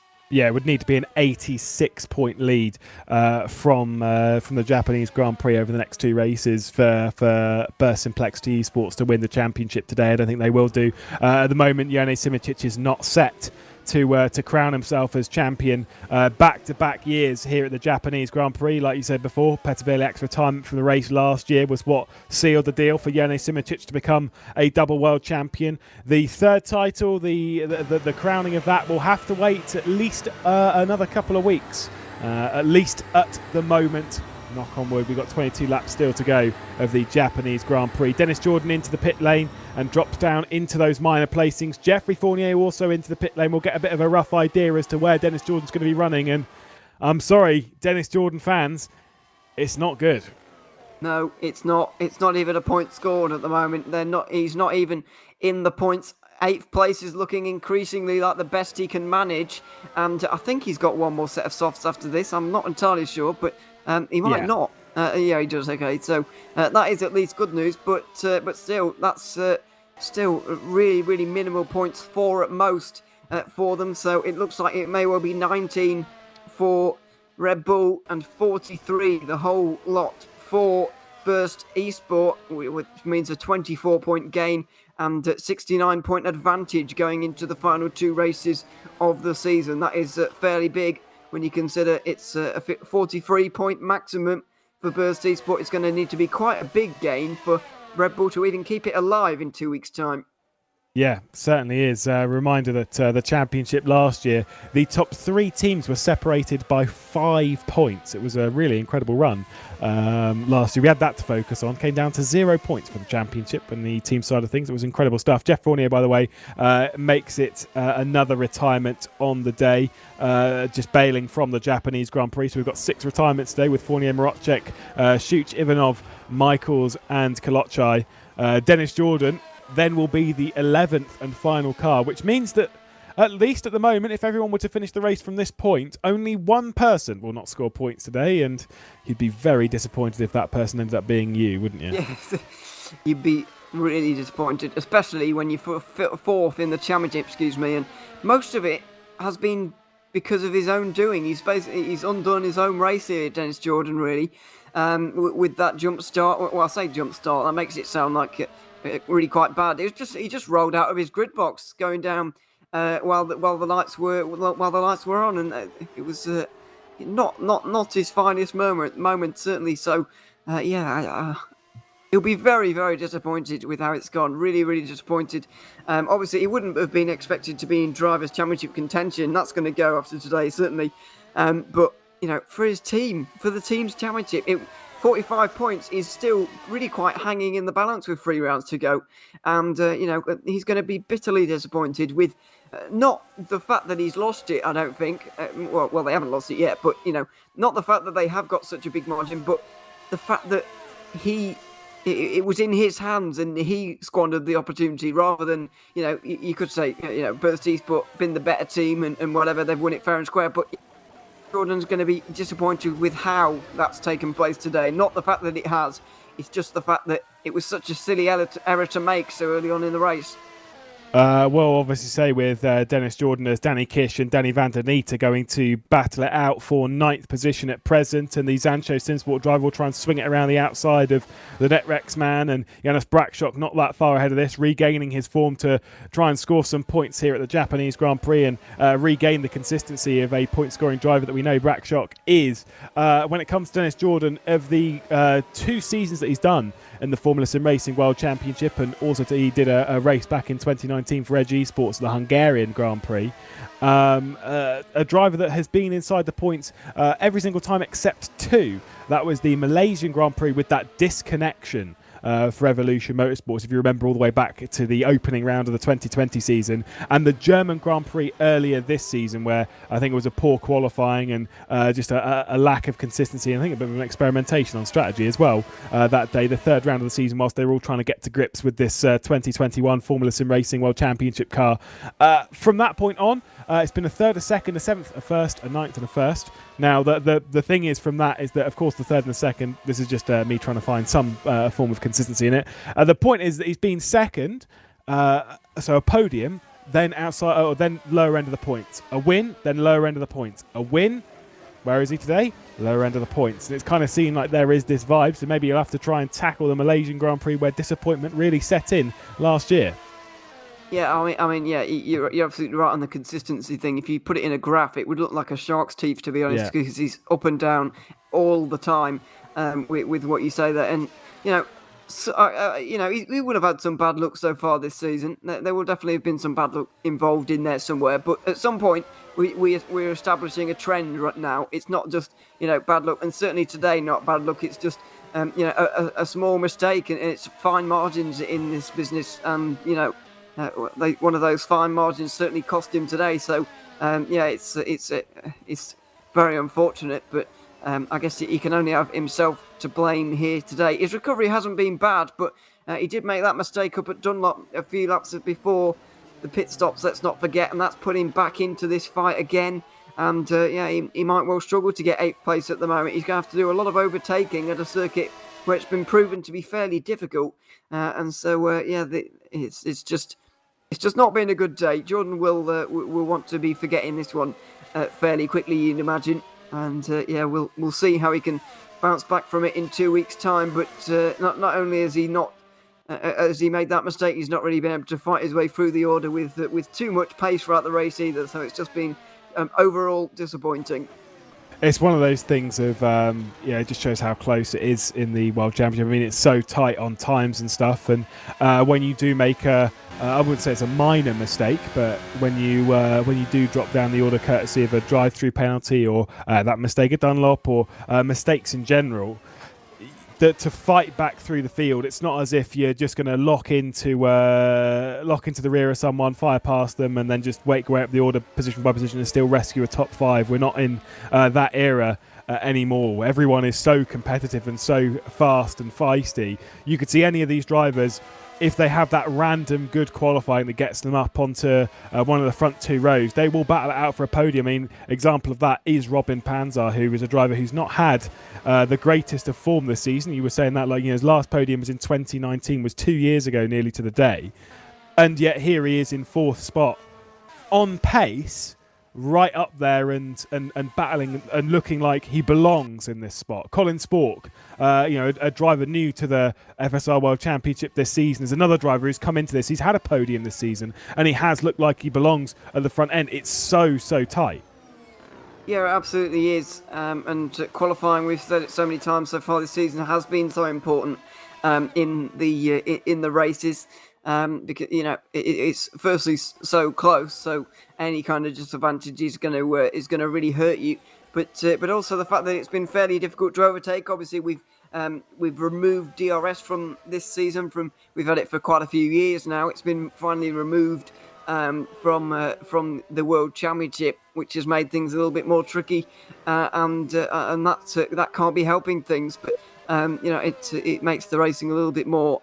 I don't quite know what the word is, but DRS racing can be a little bit artificial from time to time. So that's all been removed now, and it has made things a little bit more difficult on the overtaking. You have to think about it a lot more. You have to bide your time a little bit more, but biding your time is not really something you can do when you're back in the pack, but that's what it requires, really, the overtaking. So it's very, very tricky for anybody who qualifies badly to get up the order, and that's what we're seeing. Well, not with Dennis Jordan today, but we're seeing the fact that if you find yourself down the order, then you can stay there. And we've seen that so many times so far this season with the likes of Robin Panzer, who's finally had a good qualifying now, and he's staying up the order. It's as if, like, you might be thinking, oh, he must have just be having a good race today, But the likelihood is he's had this kind of pace all season in the race, but he's just not been able to get the qualifying position to actually show for it. So. It can sometimes play tricks on us with the qualifying order and then the race pace, the kind of disparity between them, and how traffic affects your race pace is often underappreciated. Well, here's Danny Kish on the back end of Van Den Eet once again, as Brackshock's also not too far ahead of this. We're riding on board with Danny Kish, and he's got to keep his eye on his mirrors as well, because Dennis Jordan is there. Burliak and Patel still close. They have been for a very long period of this race, and no moves coming. The problem with Kish here is that, that's a big snap as well between T1 and T2. Hooks up that second part of the corner though all right, and departs towards the S's section in an okay fashion. The problem really is that every time that he's going to get close to Van Den Eet, Van Den Eet's got slipstream from Brackshock. It's in the same sense as a DRS train. Of course, you said there is no DRS here. They've got to battle out. They've got to do it themselves, but they're just not close enough to make anything stick. And the slipstream and straight line speed of Brackshock's car is just too much for the Zancho Simsport of Danny Kish. Yeah, absolutely. It's just even more difficult in a train like this because of the slipstream in front, and also if Kish gets so close to Danny Van Den Eet so as to actually pull out and try and go down the inside or something, not only is he hitting that wall of air, which is not going to help him anyway, but he's also letting Danny Van Den Eet get a slight slipstream off of Brackshock, whereas he's getting absolutely nothing. So that makes things even more difficult again when you're in a train like this. So it's a really helpless feeling, and this is what we were talking about with the fact that the traffic and being stuck in traffic can sometimes mask the race pace that people actually have in a race. I'm sure that some of these guys will be able to stick it with some of the guys up the front of the field, maybe, if things were a little bit different. But the fact is they've found themselves in this position, and they're not really able to show the kind of race pace they have. Dennis Jordan's had enough of this train, though, and with 16 laps to go, too comes early. into the pit lane. Surely that's too early. It's going to be very, very tight on fuel. Comes into the box, soft tyres. Ooh, now the information that we had, and from what we've seen throughout the race, is that it's 15 lap stints is more so the cut-off. 16 is possible, but they're going to have to save a bit of fuel. And I know, don't get me wrong, Dennis Jordan's the kind of driver that would be able to save fuel. He's got plenty of experiences. Janis Brackshock's dropping down the order. Janis Brackshock's had an enormous moment down at Degner 2. I'm assuming that would have been through the first Degner, and he is off the road in a major way. Yeah, let's see what happened to him with the replay. Going down into Degner 1. We saw him earlier on have an issue at Degner 1. Is it a similar problem? He just clips the grass on the way in, but this time, instead of spinning to the inside of that corner, he's on the gravel on the outside. The car skips across the gravel and straight into the wall, and that's a lot of damage to that car. He's out of the race, but fortunately for everybody behind him, they're going to gain a place. Yeah, that is the crash that I was speaking of from the 5-time world champion. I did that one a few years ago. It's so easy to do on the entrance to Degner. It's such a narrow margin on turn-in. You either have the choice that you're going to clobber the curb very, very hard, or, like you saw there, you're going to turn in from a little bit too much of a wide angle. Your rear end of the car, which for the most part is slightly wider than the front, and you just have that rear that's just effectively lifted off. It's just dipped into the grass, and around she goes. And at that point, it is completely unsavable. You are a passenger. It does mean we're only going to have 10 finishes. I'm pretty sure the last time we only had 10 finishes in a Formula Sim Racing World Championship Grand Prix was the German Grand Prix, if I remember correctly, of last year, or maybe it was 2019. We only had 10. Pretty sure it was last year, because then it was followed up by the Hungarian. Oh no, it must have been the year before. I don't remember. It was followed up by the Hungarian Grand Prix, where we were expecting to see the same level of retirements, and we didn't really see any. Just a nature of people taking things a little bit too cautiously. I don't think anyone's been taking this Grand Prix cautiously at all. The retirement list now out to 7. Yeah, absolutely. The lowest amount of cars we've got to the finish so far this season has been 11 at the Azur Grand Prix, which we kind of expected, and 4 of those retirements. I think it was maybe 11 retirements on the day. 4 of them happened on lap 1 and the run up to Casino Square for the first time. So yeah, that was not great, and that was an attritional race. We also had 12 last week at the Belgian Grand Prix, 12 finishes there. So yeah, not many getting to the finish of these races these days, as Hoyer and Berliak come into the pit lane. This pit stop for Hoyer is a bit of an undercut on Simoncic, but you can't imagine he's going to get anywhere near the championship leader. He's going to want to, obviously, because there's a championship on the line, but yeah, he's going to struggle to be within 5 seconds of Simoncic.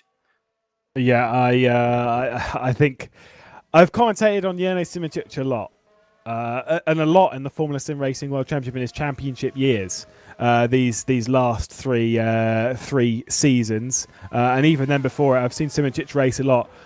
I can't recall many races where he has run something so just consistent and focused, and he's fast when he needs to be fast. It's that early stage of the race where he, for one lap and just one lap alone, he pulled a 1 second gap on everyone else and then just stopped pulling the gap. And it wasn't because he couldn't, it was because that was where it was, and then it was just about conserving the tyres for the rest of it. And it's just that ability to switch on whenever you need it. It's such a Jene Simoncic trait, and it's why he is so in control here. And yeah, going to be a very hard driver to beat on a day like this, and I don't think there will be much beating. The only driver that can beat Jene Simoncic is Jene Simoncic right now, as Mohamed Patel enters the pit lane for the final time in this Grand Prix for the BS Williams driver. Danny Kish coming through the triangle on the back of Van der Neat, and still no move happening, but with a lack of Janis Brakshock ahead, this is probably one of the better opportunities for the Hungarian to pass the Flying Dutchman, but no way to pass yet. The straight line speed, clearly running a lot of wing on that Zancho SimSport car, just not fast enough to pass the Netrex. Yeah, didn't get a good enough run out of the final chicane there to do anything, and so he's going to have to wait at least another lap. Yeah, but I think the best illustration really that we can give of Jene Simoncic's pace in this race is the fact that he's out there on old hard tyres right now. I know there's a few around him that haven't pitted yet either, but he's running so fast right now. He's so far in the lead, so in control, that the strategy that Mitchie Hoyer has just done and to try and undercut him a little bit doesn't even matter. He's got the pace that doesn't even matter. It's not even entering his fort to maybe cover him off like you would see in a normal situation. Normally, if your rival comes in, you'd come in straight away the lap afterwards. But Simoncic has been able to run that tank dry in the end. He's into the pit lane now. However, the strategy just doesn't really matter. He can just use his pace to get himself out of trouble. And yeah, this is, to me anyway, the most impressive performance of Jene Simoncic we've seen so far in 2021. It probably will be the best drive he does all season in this World Championship year. So. It's another demonstration of his talents. He's out the pit lane again now and has a really, really big lead.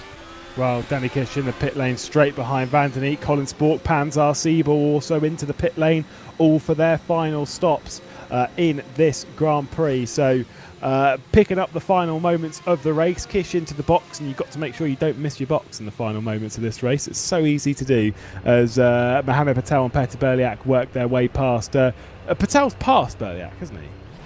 Well, that's a switch. He has now. That is a switch, yeah. That would have been the pit lane. Nearly.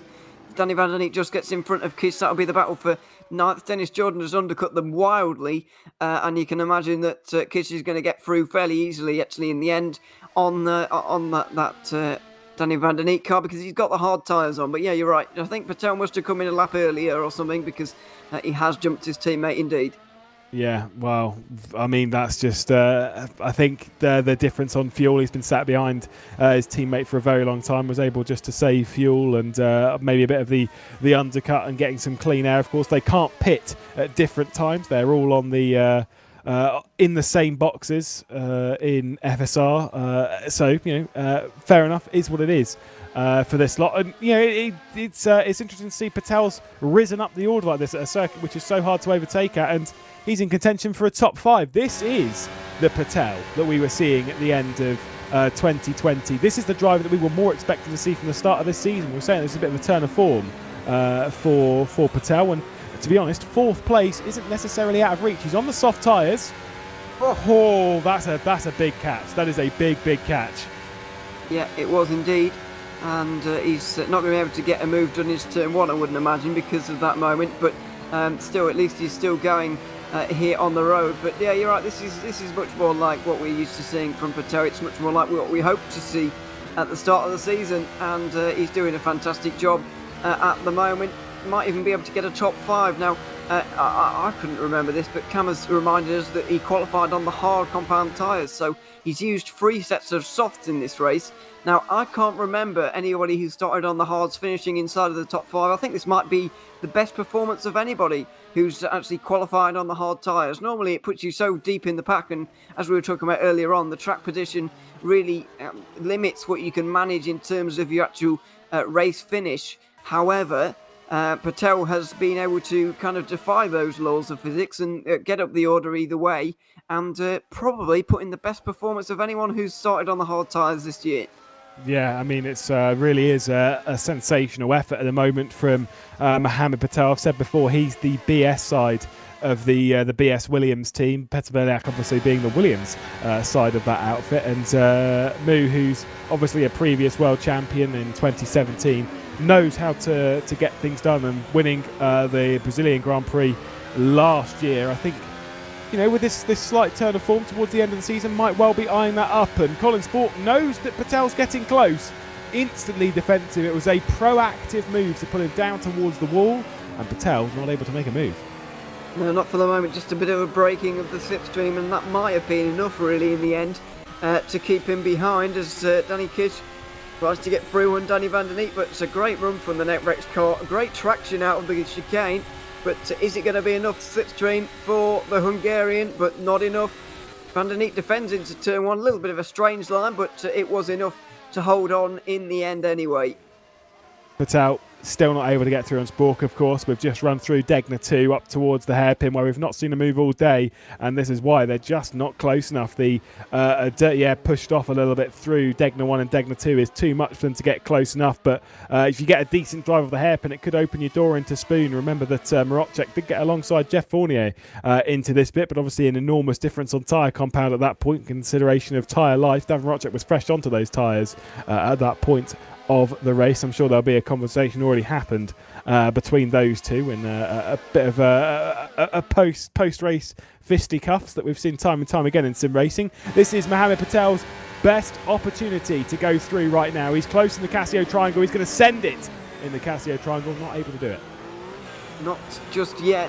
I think, judging by that performance there, the Casio Triangle might be his best choice to get through here, because Spork's run off the chicane is really fantastic, and the slipstream is not doing much for Patel down the straights here. He's not quite got the straight line speed to even remotely get alongside. Oh, the mistake though from Spork. There's a big mistake, and both Williams cars are going to get through. Oh dear, that's such a shame for the Edge eSports driver. One slip up and it's cost him 2 places. The pressure in the end just became too much. He got on that outside curb, went all over the gravel, all over the grass, and that's cost him really quite dearly. Yeah, easy to do. That was the pressure that Patel was putting on, and Spork, a driver, said before that he's fairly young and inexperienced, just way too fast into turn. I say way too fast. Maybe a few Ks too quick. Just picks up that curb, and the rear end just releases. And yeah, to be honest, to save it at that speed's pretty good. Everything looks so much worse in slow-mo. You always think of it going, oh my god, look at how much time you had to react to that. And then you actually see it in full speed and you think, they are going pretty quick into T1.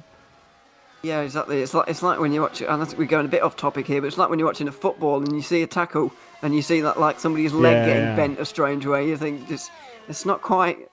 It's not like that for long. Don't worry about it. But anyway, that's off topic massively. Berliak is catching Patel at quite a rate, and I think they're both catching pounds on here. They may well run out of laps because the gap's nearly 3.5 seconds still, but that doesn't change the fact I think we will see these two fight over a top 5. And these two will both value a top 5 very much so. Not as much as they were expecting to value it at the start of the year, both going for the championship of course, but Berliak's not quite been on song compared to where he was in 2020 and definitely not compared to where he was in 2015. Same for Patel, we've talked about him throughout the day as well. So yeah, both of these guys are going to want this top 5. Just don't expect to see them pushing each other off or crashing into each other or anything like that, because they are teammates at the end of the day. Yeah, they've been teammates before quite a few times, back for Twister, if I remember correctly, back in the day. And we're getting word from our broadcast director they've come together before when they've been teammates at the Italian Grand Prix in 2018. So we'll hope that they won't do that again. It was a little while ago, a fair few years prior. But this is the thing, history. You come back into it and you're always battling with the same people somehow. And like I say, these two, same with the likes of Simoncic, they've all kind of proved themselves at various points of their careers, winning titles and whatnot, and plenty of Grand Prix as well to boot. By the way, speaking of the title race, Alex Siebel's right on the back of Michi Hoyer, and that's just important for the fight for second. Here comes Peter Berliak. No, that was not fought. No, not really, and not yet. Much Patel could do, not yet, yeah. We've seen a little bit earlier on when he was trying to get through on Spork that Patel doesn't have the best straight line speed here. We're hearing reports that he may have just put a little bit too much wing on that car, and it's costing him quite dearly in this one. Berliak clearly hasn't quite done the same there, and that's not quite worked things. That's not worked things out in Patel's favour, as we're seeing a fight between the two Dannies for ninth position. Van der Neat doing a really quite good job of actually defending here. Yeah, but I think this time it may come to an end. Danny Kish has tried time and time again, but you see that as soon as he's pulled out of the slipstream, this is the commitment around the outside. The two are going to come together. That happens almost every time when we see that stuff, and yet just able to continue going. But we've seen Kish try again and again to get by Van der Neat, and every time he gets close enough and pulls out of the slipstream, the straight line speed of that Netrex is just potent enough. Let's take a look again as to what happened between the two of them. We're straight back into live coverage, so don't panic. Van der Neat, though, I don't know how you'd read into that. I didn't really get a great angle from it. It seemed the two just kind of came together. Yeah, we're going to have to get a replay to figure that one out, because I couldn't make a judgment for the moment. It may well be a racing incident once again. Like we've seen in the past, or somebody may be to blame. We'll wait and see. But these two are sliding quite heavily actually out of the final corner now. Hoyer versus Siebel down into turn 1. A bit of slipstream here. Is it enough? Well, it's going to be a hefty dive if he was going to go for it there, Siebel. So decides not to for the moment. As things stand, Simoncic will be extending his championship margin to 45 points. If Siebel gets through, it will only be extended to 40. What am I going? 46 points. If Siebel gets through, it'll only be 44. So it would close things up marginally. However, not too much. The more interesting fight, as you alluded to earlier, is for second place. There's only 2 points separating these two going into the day for second place in the championship. And if it were to stay like this, it will be a 1 point gap, but in Hoyer's favour this time. Yeah, and that's where things are going to get very important for this, that Siebel may need to refocus on obviously he's focused on scoring as many points as he can, as they all are, but in a sense as to rather watching where Simoncic is on track and more so keeping his eye on Michi Hoyer and trying to just beat him to second in the championship, ignoring the teams. The teams are, I'm pretty sure, with Dennis Jordan's performance today down in 8th spot. It's not sorted, but it's as near as makes no difference done. This is close from Siebel, looks to the inside, no way through. Hard tyres for Hoyer, soft tyres for Siebel. Let's see if there's going to be a good exit from the Casio triangle. Saw how much curb there was from Siebel, but this was the point where last lap I was wondering Siebel might be close enough, but the slipstream, that straight line speed from Hoyer was good enough. This time it's close. Is the door open to the inside? No, it's not. Around the outside, is there going to be a door open on the apex of T2? Still no. Hoyer, valiant in defence, hanging on to second place for now. Yeah, he is indeed. He's only got 5 laps, including this one, to hold on. I say only, that is still quite a lot of laps for him to keep Siebel behind, especially because of the tyre difference between the two of them. Hoyer falling back on Haas, let's not forgetting Siebel going forwards again on softs. They've got a big margin behind, so they can go side by side for a lap and not really have to worry about it. They don't have to worry about slowing each other down or anything like that. It's just going to be an all-out fight between the two of them. Meanwhile, Mohamed Patel's lost a bit of pace in the last few laps. 4.5 seconds up to Berliak now. And Spork's on his case, rather bizarrely, because of the tyre difference between the two. Wasn't expecting Spork to even challenge the BS Williams cars again, but no, he's back again now, and I wasn't expecting that. I will say, when it comes to racing around here, and we were kind of wondering as to where Siebel's going to make this move on Hoyer, it has to be a send down into the Casio Triangle, which, if you remember, this was a while ago. I think I was in the comms booth with Cam that day, the 2019 Japanese Grand Prix. It was a 3-way fight between Petr Berliak, Jerne Simoncic and Martin Gosby. Gosby came out on top that day, ran out of fuel, crossing the line. But it was a move. Berliak had led basically all day, and it was that dive into the final, into the Casio Triangle that sorted it. Once again, Siebel back out to the outside, trying to force Hoyer into a mistake, nearly made one of his own. It was the final lap of the race. Basically, used the highest engine mode straight into the final corner as best they could before popping the engine and whatever. It was as close as you like. I think the 3 of them crossed the line within 0.3 of a second that day. It was an exceptionally tight fight across the line back at the 2019 Japanese Grand Prix, and I don't think we're going to see that quite close 3-way fight. But here comes Kishan van der Niet. Yeah, looks like there's been a mistake here somewhere, surely, unless there was a send into the final chicane. Although straight line speed for van der Niet, very good indeed, and Kish can't get through. Taps the back of the Netrex car ever so slightly, but the straight line speed has got Danny van der Niet out of a lot of trouble. Let's see how all this started. Was it a dive from the Zancho car, or was there a mistake? Oh my word, it was an outrageous dive bomb, but it was kind of okay in the end. He actually did give the room, and then a cutback on the exit. He got a very good run, but the straight line speed of that Netrex car is frightening. It may well have been a little bit too much into the Casio Triangle there from Danny Kish, but van der Niet won't care one bit because he's able to hang the position. Like you say, the straight line speed, that little rub won't have been too appreciated between 1 and 2, but you can understand what Kish is trying to do. He's trying to hook it back up to get to the inside of 2 before the turning point.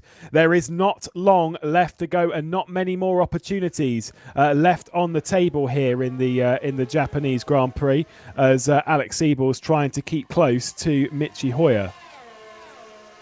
Yeah, absolutely. It's still close between the two of them, but Siebel doesn't look quite able to get through just for the moment. And he's still behind. Cam's laughing in her ear because we've been on replay for a good 10 laps, but nobody noticed. Well done us on that one. Spork is still not too far behind Patel, but wasn't able to make a move there. And Siebel hasn't been able to make a move on Hoyer, so I promise we didn't miss anything because of Cam. It's also Cam's fault. It's not our fault for not noticing at all, no. I mean, I thought I was on replay for the longest time, so there's a good sign from that. Hoyer, though, still hanging on to second position, and Danny Kish still not able to get by Danny van der Niet in the Battle of the Dannies at the final points-paying position. Spork's close to Patel as well on that fight back in. Patel's pace has just completely dropped off. Just doesn't have the measure of this car. When we were told we were building him up to potentially closing down Robin Panzer. By the way, his teammates nearly done that. 2 seconds between them. Here's Siebel. Is there a dive? It's covered off half-heartedly by Hoyer. Siebel was close to sending that. You got that vibe. They're going to be close off the triangle, but look at that drive from Hoyer off of the Casio Triangle. It is absolutely superb. 2 laps to go in the Japanese Grand Prix. Yeah, and if he can continue to make an exit like that off of the final chicane, then he's going to be in a very good place to hold on to second place in this race. And that will be obviously what he's aiming for. That will be very good for his championship fight. It'd be pretty good for Simoncic as well, because it would extend his championship lead to 46 points in this one. And Siebel would end up being, maybe 47 behind? I think he would be. So big margins as Spork tried to get through on Patel there, but couldn't really find the gap either. That was exceptionally close. from Spork to the rear end of Patel. It's about as tight as you like, and still not able to get through.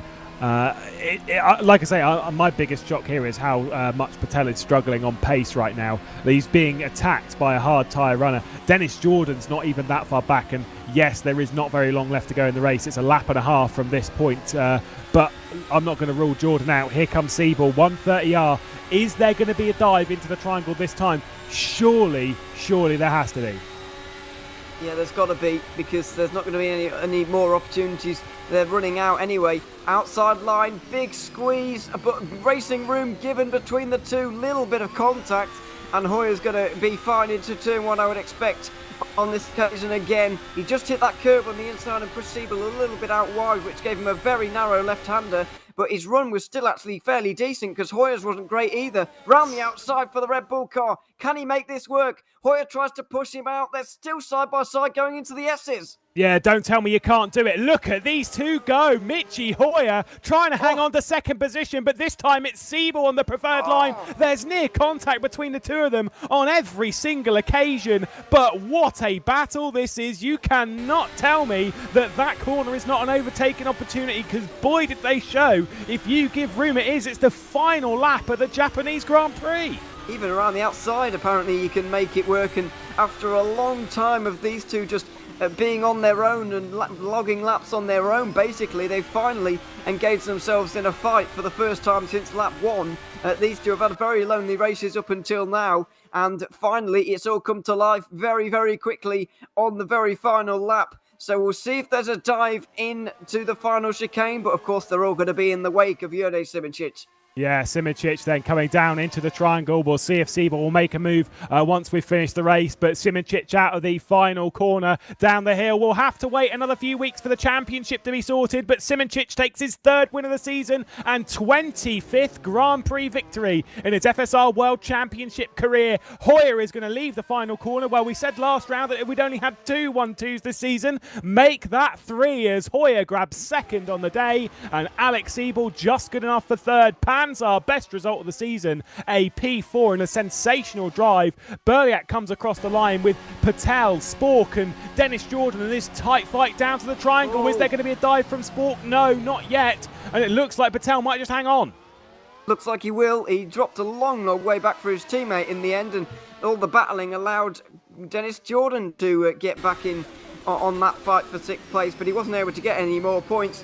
The championship margin now goes out to 69 points between Burst Esports and Red Bull Racing Esports, so that's a very, very difficult task for those guys as well now. But Juraj Simicic wins again. It continues to dominate in the FSR World Championship. As you mentioned, 25th win, 56th podium finish, his 96th point scoring finish in the World Championship, and of course today he crossed over 900 laps led in the World Championship.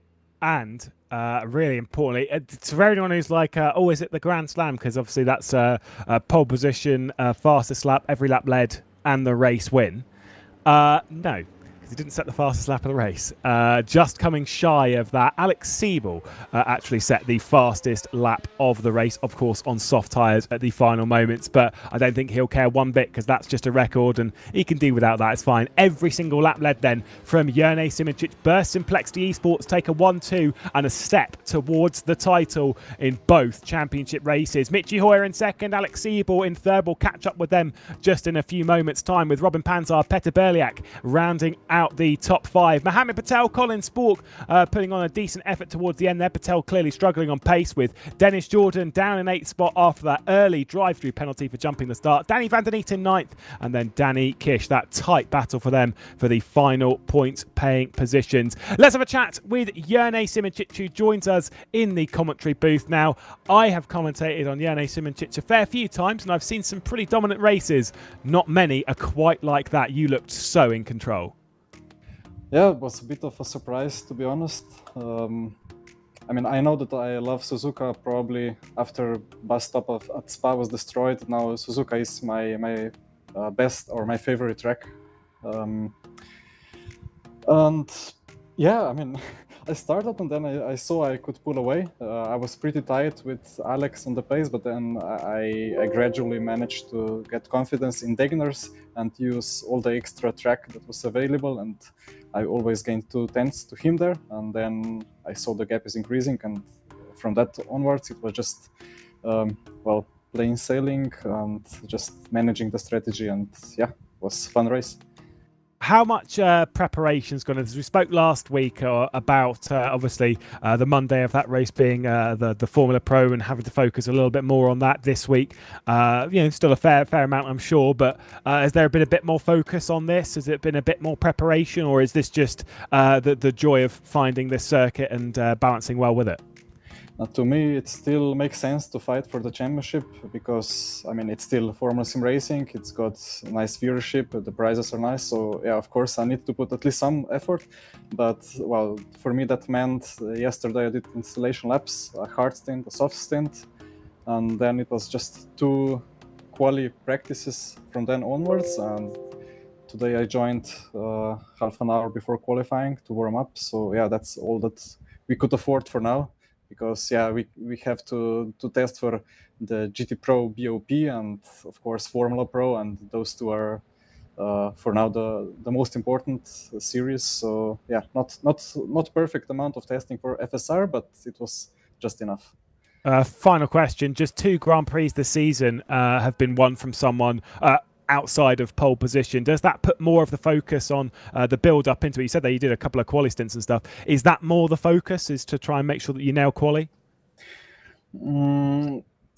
I don't know. I mean, with how the strategy this year is, everything is possible. I was not aware that pole position is historically that important for this year, but for me the main thing was that it was just much more comfortable, or I would have been much more at peace of mind if I knew that I need to carry the strategy from the pole.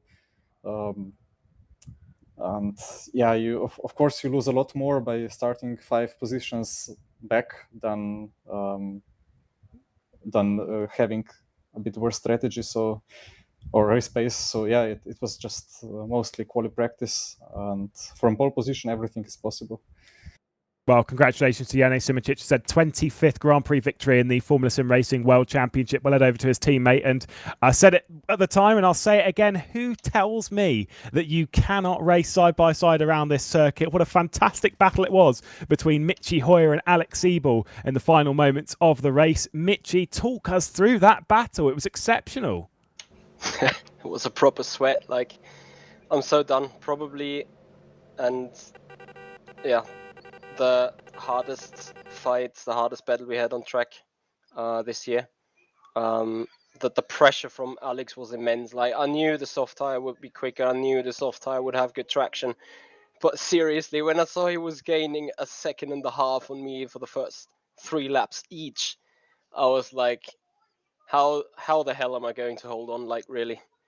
And I have to admit, like, I try to maximize everything. I think it was very borderline from the rules perspective.